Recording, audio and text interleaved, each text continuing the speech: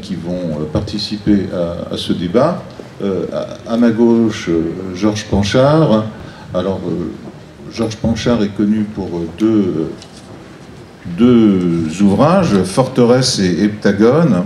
Forteresse qui a été publié en 2005 et Heptagone cette année, hein, c'est ça. Voilà. Donc c'est là encore des thrillers, on en parlera peut-être, qui sont à la lisière, à la limite de la SF. Bon, je crois que je ne présente plus Heyerdahl, qui a une œuvre importante d'une vingtaine de romans et un recueil. Voilà. Et donc qui écrit principalement de la science-fiction, mais aussi du thriller. Et notamment, je pense à un thriller qui a eu pas mal de succès, c'est Transparence. Bon, il nous en parlera sans doute. Et puis la suite, peut-être, bon, Résurgence aussi. Bon, tu nous en parleras sans doute. Lionel Davoust est à ma droite. Alors Lionel, lui, a commencé par écrire plutôt de la fantasy, on peut le dire. Et ouais, c'est ça. Reine et Dragon. Et puis, donc, il a écrit une trilogie qui s'appelle la trilogie de Léviathan, là, qui montre une voie qui échappe un petit peu à la science-fiction traditionnelle et une sorte de mélange de thriller et de fantastique et même d'ésotérisme. Je pense que Lionel nous en parlera. Nous terminerons donc la présentation par un petit jeune, un petit inconnu qui s'appelle Pierre Bordage, qui n'a écrit qu'une quarantaine de romans.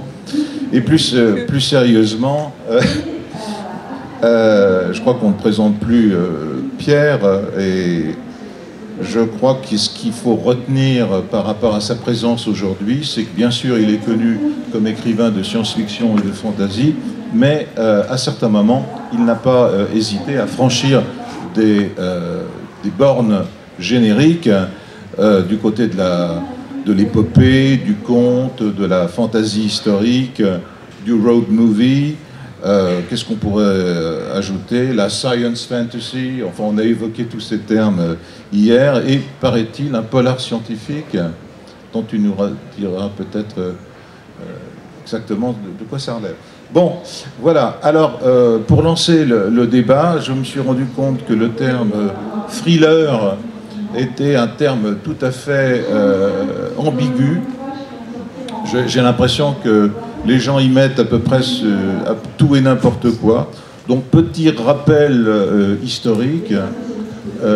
Si on en croit l'origine, le terme thriller est authentiquement américain, d'abord, et il date de la fin du 19e siècle. Son premier emploi est attesté en 1889.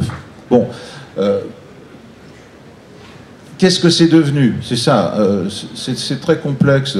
Le terme de thriller, visiblement, a été utilisé par les critiques américains pour, disons, suite par exemple à la parution du Crime dans la rue morgue d'Edgar Poe.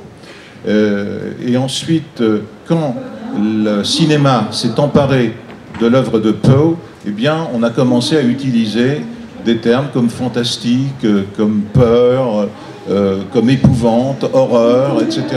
Et donc, petit à petit, s'est installée une sorte de confusion, parce que, comme vous le savez, l'œuvre de Poe est rationnelle, contrairement à ce qu'on croit, et le Double Crime dans la rue morgue est un detective story tout à fait rationnel. Mais par contre, l'ambiance se prête à une certaine forme, peut-être, de folie, d'irrationnel, de délire. On pourrait dire la même chose, par exemple, du Chien des Baskerville, qui est une enquête parfaitement rationnelle de Sherlock Holmes, mais en fin de compte avec une ambiance fantastique, d'ailleurs, qui sera exploitée au cinéma par Terence Fisher, tout le monde connaît. Donc, je crois que peut-être le passage à l'image, on va en parler, va accélérer, disons, cette espèce de brouillage des genres. Et puis ensuite, bon, au XXe siècle, ça va être encore plus compliqué. Il y a des auteurs qui vont associer le polar et d'autres genres, notamment le polar et le fantastique. Je pense à Nevermore de Yotzberg, pour ceux qui le connaissent, et puis peut-être genré aussi, Siodmak, Robert Bloch, Psychose par exemple, ce sont comment dire, des œuvres qui sont tout à fait ambiguës, c'est-à-dire elles sont apparemment rationnelles, mais derrière il y a tout un potentiel d'horreur, tout un potentiel de fantastique qui va être exploité notamment par le cinéma. Donc on va essayer d'approfondir ce que les universitaires appellent de manière un peu pédante l'hybridité générique, pour montrer comment, alors qu'on est dans une sorte de, comment dire, de direction, lorsqu'on veut écrire de la science-fiction, pourquoi d'un seul coup on oblique? Est-ce que c'est un processus tout à fait volontaire ou est-ce que c'est le hasard des inspirations? Voilà. Donc ce que je vous propose pour commencer, peut-être un rapide tour de table où chacun pourra expliquer un petit peu ce qu'il entend par thriller et si vraiment ça s'applique à l'œuvre qui est en train de se faire. Georges Pancher, peut-être? Merci. Bon, d'abord, pour moi, c'est un concept qui est assez transversal. Je veux dire, un roman de science-fiction peut être pleinement un thriller, et vice-versa. Ça dépend de sa structure, ça dépend de la façon dont il est pensé. Mais j'aimerais dire une chose, il y a du thriller médiéval, je veux dire, ça peut se mélanger à beaucoup de choses. Ce qui me paraît important dans le concept de thriller, c'est qu'il y a une inquiétude parce qu'il y a encore dans la narration quelque chose à sauver ou à perdre. Il y a quelqu'un qui va mourir ou pas, il y a quelqu'un qui va tomber dans les pattes d'un tueur épouvantable ou pas, ou d'un monstre surnaturel. Mais je veux dire, pour moi, le crime de la rue Morgue, c'est pas un thriller. Il y a eu un meurtre, on enquête pour savoir ce qui s'est passé. À l'inverse, le chien des Baskerville, oui, c'est un thriller, parce que le danger, il est encore présent, on ne sait pas comment ça va finir, et les personnages, à commencer par Sherlock Holmes, mais aussi l'héritier de la famille, là, etc., sont encore très menacés, et l'horreur peut arriver. Pour moi, il y a cette dimension qui est double dans le thriller. Il y a vraiment encore quelque chose qui est en jeu très fondamentalement, et quelque chose de terrible qui peut arriver. Et puis alors ce côté transversal, j'ai pas l'impression de faire des mélanges incroyables en faisant du thriller SF. Et puis dans le style de choses que j'ai écrit, et Dieu sait s'il y a eu des choses dans les dernières, je sais pas, 10-15 ans, de Gibson à Morgan, à tous ces gens-là. Ah ben, je vais répéter Georges, mot pour mot. Donc, suivant. Non, mais, c'est très vrai, finalement, thriller, c'est une question de... Il y a un suspense terrible et assez effrayant qui attend le lecteur, juste, de préférence, la fin du bouquin, si on se démerde bien. Voilà. Et le reste, je ne sais pas. Je sais simplement que de temps en temps, ça arrange bien l'éditeur d'avoir une appellation à donner à un ouvrage. Donc mettre thriller aujourd'hui fonctionne un petit peu mieux que d'écrire science-fiction, ou d'écrire polar, ou d'écrire noir, ou d'écrire fantastique. Bon, pour fantasy, on repassera quand même, on a encore un peu de travail. Mais voilà, j'ai vu par exemple sur une de mes 4e couvertures, l'éditeur parler de thriller écologique. Alors, bon, c'est sûrement vrai, puisqu'il l'a dit, qu'aucun lecteur n'est venu s'en plaindre. Mais personnellement, je n'ai pas senti totalement que ce roman de pure science-fiction, je ne voyais pas en quoi il avait quelque chose de thriller, et encore moins d'écologique d'ailleurs.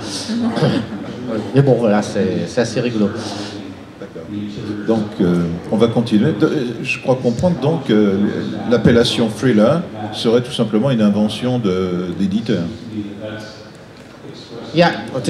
Tu t'es arrêté un peu tôt dans les acceptions du genre. Il y a une acception plus récente du mot thriller qui est, dans la littérature, grosso modo, dire c'est un polar qui se passe à l'échelle mondiale avec une angoisse tendue, l'angoisse tendue des romans d'espionnage. Hein. Grosso modo, on en est à peu près là. Et c'est vrai que quand j'ai écrit Transparence et Résurgence, je n'ai fait que reproduire ça, en utilisant quelques ingrédients qui étaient externes au genre, mais voilà. Ok. Lionel ? Sur la définition du... vous m'entendez, oui ? Sur la définition du thriller, pour moi, tout simplement, ça revient au mot anglais qui est to thrill. Et le thrill, tout simplement, c'est le frisson.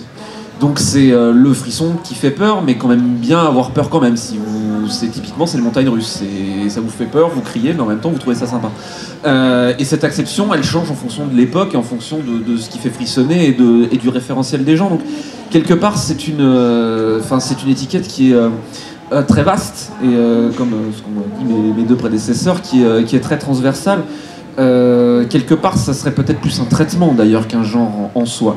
Alors aujourd'hui, effectivement, comme le rappelait Yardal, c'est aussi une étiquette éditoriale et on a une exception aujourd'hui qui est celle qu'a rappelé Yardal à l'instant, mais dans l'absolu, c'est du roman à frisson et le frisson, ça peut venir d'un tas de choses. Ça change en fonction de l'époque et c'est pas non plus, c'est pas associé à un genre en particulier. Donc ça ne serait pas un genre, Pierre. Bon, pourquoi il faut que ça tombe sur moi? J'ai rien demandé, moi. Bon, alors, pour moi, le thriller, alors le thriller tel que défini commercialement, comme le disait Yal, j'ai l'impression que c'est une technique narrative très précise, avec des chapitres très courts, beaucoup de changements de pays, du mouvement, et une sorte de volonté de page-turner, je crois, qui caractérise tous les thrillers. Et moi, j'étais très surpris parce que c'est ce que j'essaie de faire à tous mes bouquins, c'est-à-dire de faire en sorte que le lecteur tourne les pages. Que ce soit un bouquin de science-fiction, de fantasy ou de n'importe quoi.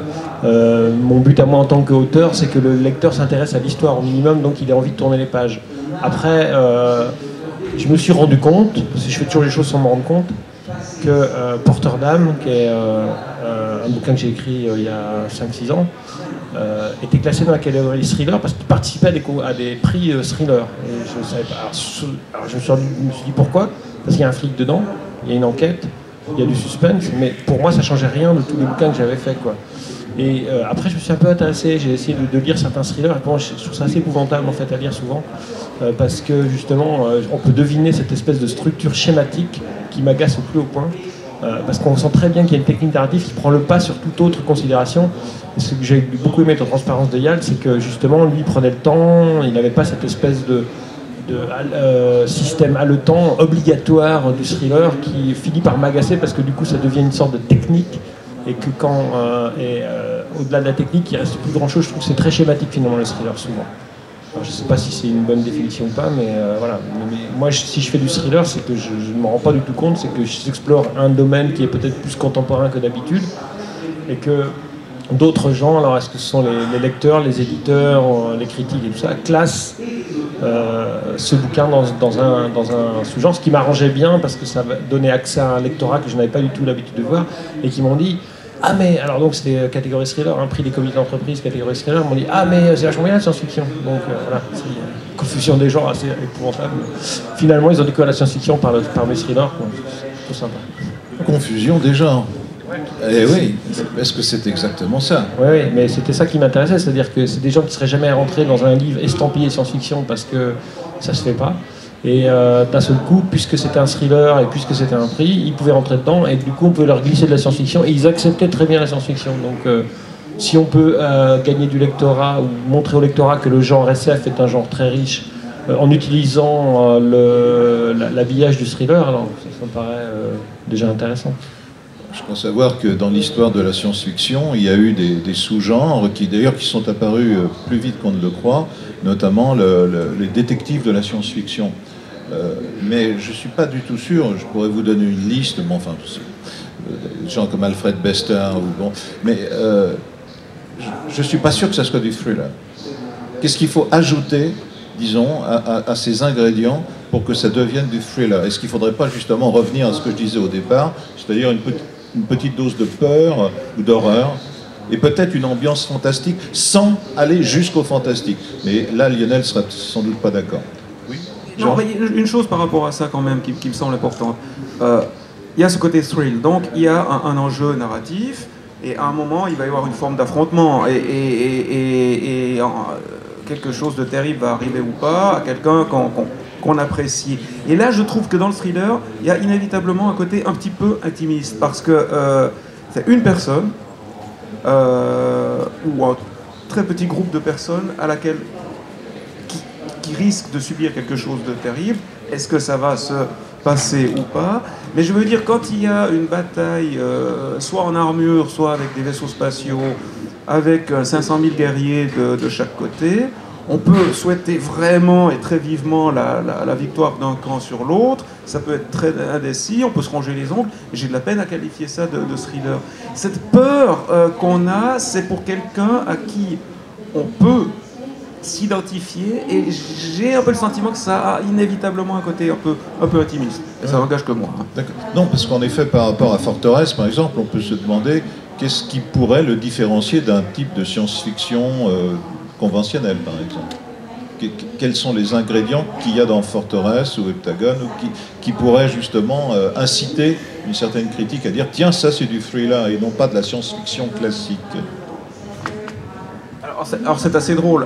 Avant que, fort heureusement, le manuscrit aboutisse chez Gérard Klein, après un échec technique de communication qui fait que, pour différentes raisons, ça avait fini chez Imaginaire sans frontières, qui s'était jeté dessus immédiatement, et moi j'avais signé comme un con. Mais il y avait une période limite de validité après quoi le contrat tombait, puis SF n'existait plus, bon voilà. Stéphane Nico m'avait dit je vais pas le mettre en marketing comme science-fiction, je vais le mettre en thriller. Bon, il y a une chose qui est assez intéressante et qui est assez peu thriller dans ce roman, c'est-à-dire que on sait qu'il y a, comme on dit, un contrat qui est lancé sur quelqu'un. Le personnage principal tient à protéger cette personne. Par contre, je crois que le lecteur, il peut s'identifier au défenseur, mais il va pas au protecteur. Mais il va pas s'identifier à la victime. Finalement, moi-même, le fait que le personnage qui est visé meurt ou pas, en fait, je m'en foutais un petit peu. Mais il y a un certain nombre de mécanismes, et puis ce côté de relation directe à l'action individuelle de personnages, et puis la complexité de l'intrigue, parce que c'est aussi souvent, me semble-t-il, un élément de thriller, une certaine complexité d'intrigue, notamment au cinéma, qui ont permis de répondre et de remplir les caractéristiques de ce genre. D'accord. J'ai envie de demander à Heyerdahl comment ça s'est passé. Est-ce qu'il a eu vraiment conscience d'une sorte de passage à un autre genre? Parce que, en fin de compte, si on prend Demain une oasis, ça date tout de même de 1991, il y avait déjà des éléments de thriller. Comment tu as décidé un jour, tiens, je vais faire du thriller? Comment ça s'est passé? Vous êtes tous prêts à me détester? Allez, c'est parti. On va dévaloriser un petit peu l'auteur. J'ai volontairement écrit quelque chose qui serait catalogué en thriller pour gagner plus d'argent. Parce que la science-fiction me nourrissait très mal. Et ça a merveilleusement fonctionné. À partir du moment où le bouquin m'a introduit dans les salons de polar et dans les critiques littéraires qui s'intéressent au polar et au thriller, les ventes ont explosé. Donc j'étais ravi, j'ai réussi mon coup. Toi, c'est pas très... j'ai pas l'air très malin là, en disant ça, malheureusement c'est très vrai. Ceci dit, d'un point de vue narratif, j'ai utilisé tout ce que j'utilisais déjà quand j'écrivais de la pure science-fiction. Comme tu l'as rappelé, Demain une oasis, et il y a d'autres ouvrages. Étoile mourante, peut-être pas, parce qu'on l'a écrit à deux et qu'on a essayé de brasser nos plumes, etc. Mais j'ai utilisé les ressorts mécaniques, les constructions de personnages, les interactions entre personnages, l'espèce de compréhension et de préhension, plus exactement, que tous les personnages ont du monde, et non pas simplement de l'endroit dans lequel ils se trouvent, qui sont typiques de la science-fiction. C'est peut-être d'ailleurs ce qui a permis à Transparence d'avoir un succès aussi rapide et aussi inattendu, soyons francs, même si j'espérais vendre un petit peu plus que d'habitude. Là, c'est carrément une explosion. Et, parce que les lecteurs habitués au genre pur thriller n'étaient pas habitués à ces techniques narratives qui sont spécifiques à la science-fiction. Je ne vois pas ce qu'il y a de répréhensible à vouloir toucher de nouveaux publics. Est-ce que... Non, mais j'aime bien le dire. Il l'avait déjà dit comme ça, Pierre, alors moi je préfère le dire. Je remplace le mot public par argent parce que je suis un professionnel. Bon.